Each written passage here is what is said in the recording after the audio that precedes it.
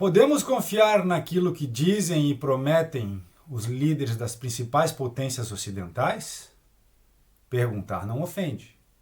Eu sou Mariano Sena, falando de Berlim. Hoje é 28 de junho de 2022. Acabo de assistir à coletiva de imprensa de encerramento da cúpula do G7, que ocorreu no fim de semana aqui na Bavária, reunindo as 7 principais potências ocidentais, Itália, França, Inglaterra, Alemanha, Estados Unidos, Canadá e Japão.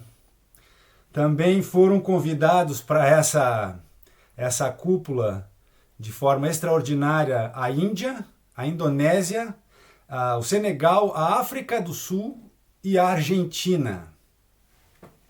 Não houveram maiores explicações das razões por trás desses convites extraordinários, mas tudo indica que a ideia é um realinhamento geopolítico que está sendo ensaiado por essas 7 potências.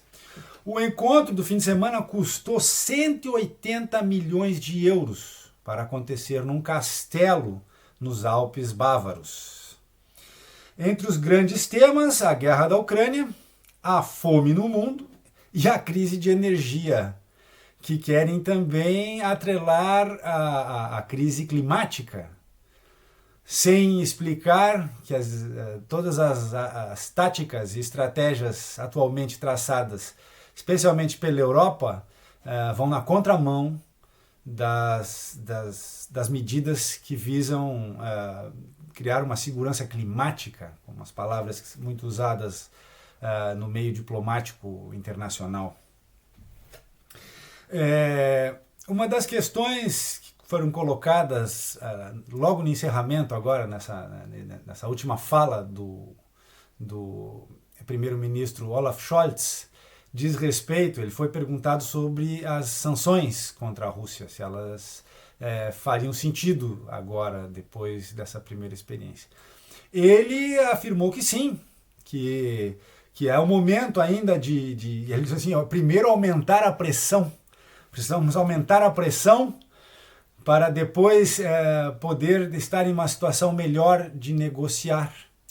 O Olaf Scholz, aqui da Alemanha, lembra que as sanções contra a Rússia estão em vigor desde 2014, quando a Rússia anexou a Crimeia.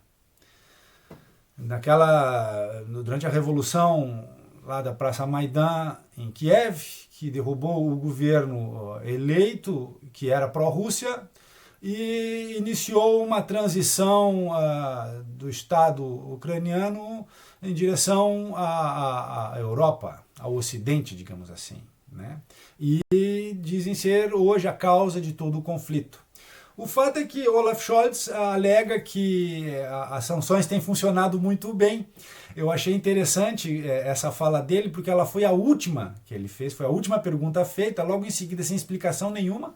A coletiva era para ter durado pelo menos 1 hora a mais. Encerraram a coletiva para evitar mais perguntas. Por quê? Porque há uma contradição na resposta do primeiro-ministro alemão. As sanções não funcionam. As sanções impostas à Rússia desde 2014 não funcionam e não funcionaram. Tanto que chegamos a essa guerra, tanto que chegamos à invasão da Ucrânia pela Rússia. Assim como as sanções agora impostas à Rússia também não estão funcionando. A Rússia não está isolada no mundo e a Rússia também não está empobrecida.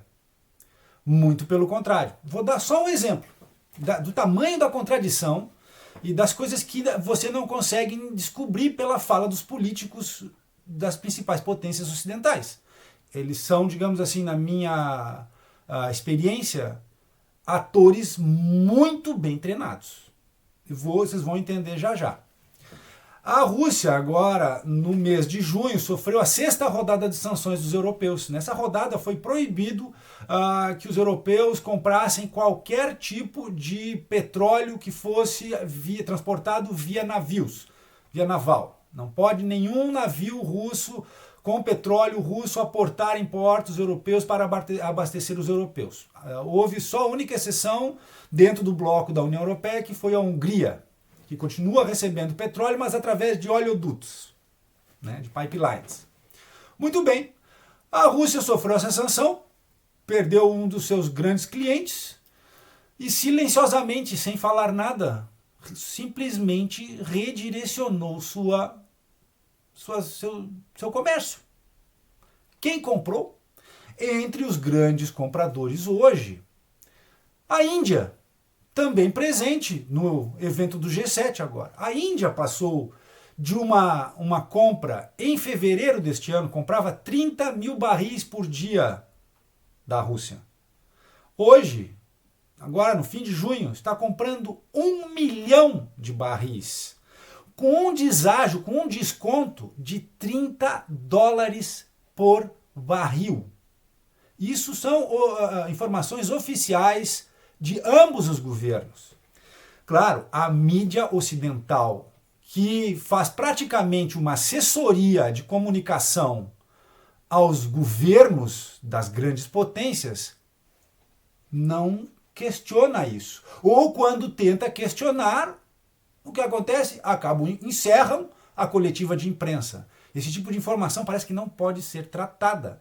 Não há discussão livre relacionada a isso. O fato é que as sanções promovidas, é um fato isso, promovidas contra a Rússia, são um verdadeiro fiasco. Mais do que são, um fracasso, um desastre, especialmente para os países fazendo as sanções, como, por exemplo, a Alemanha.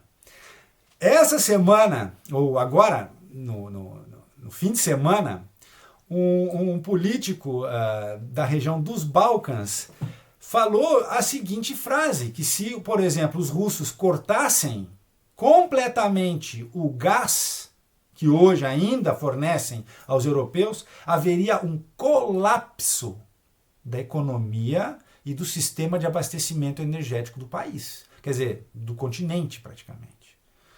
Né? A Alemanha continua ainda recebendo 40% do gás. A Itália 50% do gás. E outros países ainda continuam sendo abastecidos. Mas, ainda assim, as potências do Ocidente foram à Bavária, se encontrar nos Alpes bávaros, e falar em grandes ações de contenção do gigante geopolítico, hoje tratado como inimigo, a Rússia.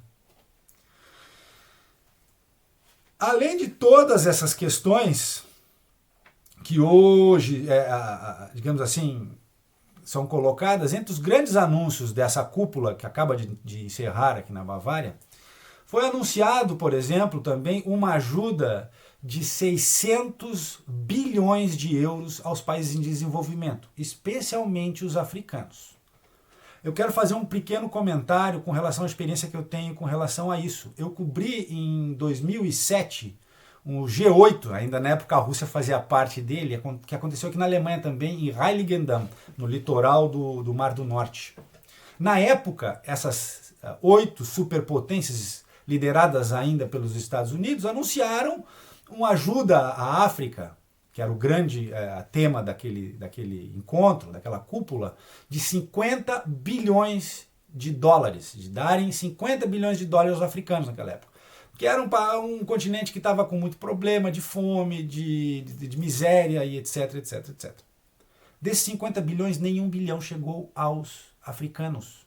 E quando chegou, veio sempre travestido de, digamos assim, lhe dou uma ajuda, mas querendo ganhar alguma coisa em troca, que é como a ajuda estratégica, né, o apoio ao desenvolvimento oferecido pelas potências do Ocidente normalmente funciona.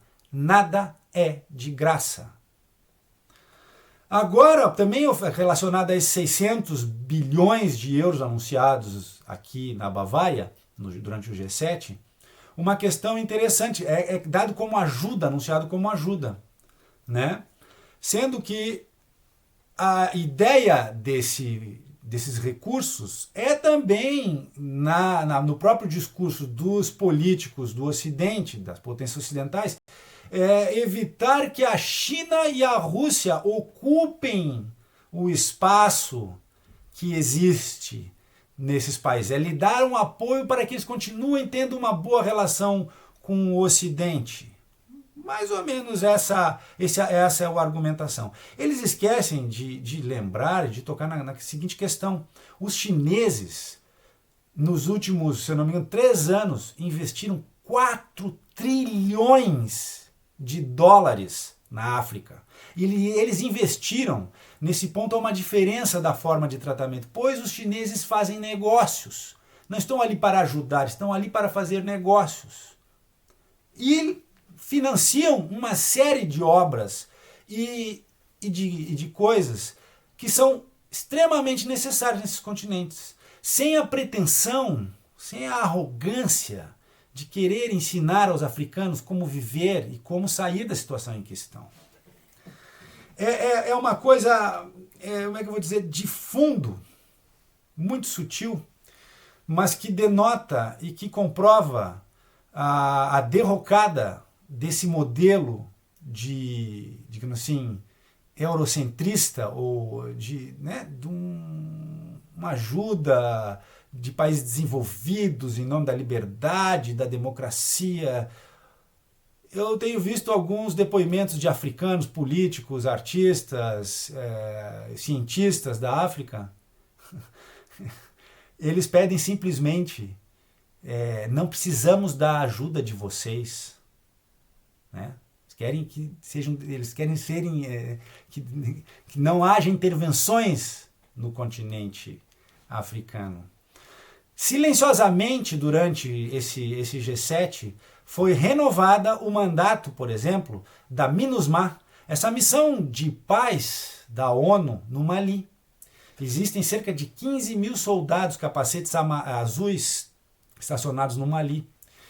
Agora há um imbróglio político, pois o governo pede para que certas tropas, como as dos franceses, que tem cerca de 5 mil soldados no Mali, se retirem dali. Os alemães dizem que vão manter os seus 3 mil soldados estacionados lá. Ao que os soldados que estão saindo vêm sendo já há algum tempo substituídos por soldados que são chamados mercenários do grupo Wagner russo. Ou seja, o conflito da Ucrânia já está instalado na África. A mesma coisa a Etiópia. A Etiópia vive agora, no momento, uma guerra civil. O governo é apoiado pela Rússia, o governo eleito da Etiópia. E os rebeldes que querem derrubar o governo são apoiados pelas potências ocidentais. Ou seja, dá para entender por que os africanos querem que nos deixem em paz. Né? Uma coisa mais interessante ainda, para encerrar esse comentário, é que o presidente senegalês que estava durante o G7, havia declarado no mês de maio, pois havia sido sofrido uma pressão, porque ele estava conversando diretamente com Vladimir Putin para resolver a questão do abastecimento do seu país, o Senegal, com os cereais da Rússia, que estavam sendo, digamos assim, sancionados e estavam trancados nos portos do Mar Negro. E ele havia dito, na ocasião, uma coisa muito interessante, que foi: os russos nos tratam de igual para igual.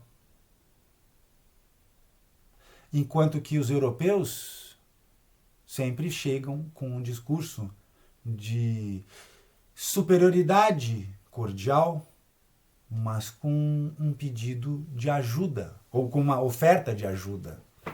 Aquela oferta de ajuda onde, né, o molho sai mais caro que o peixe, ou o que você vai ter que dar depois dessa ajuda pode não valer a pena. Né? Pergunto aos meus conterrâneos brasileiros: não conhecemos esse tipo de tratamento? Qual a impressão que temos das nossas relações com os europeus, ou com os norte-americanos, ou com os países ditos desenvolvidos? Perguntar não ofende.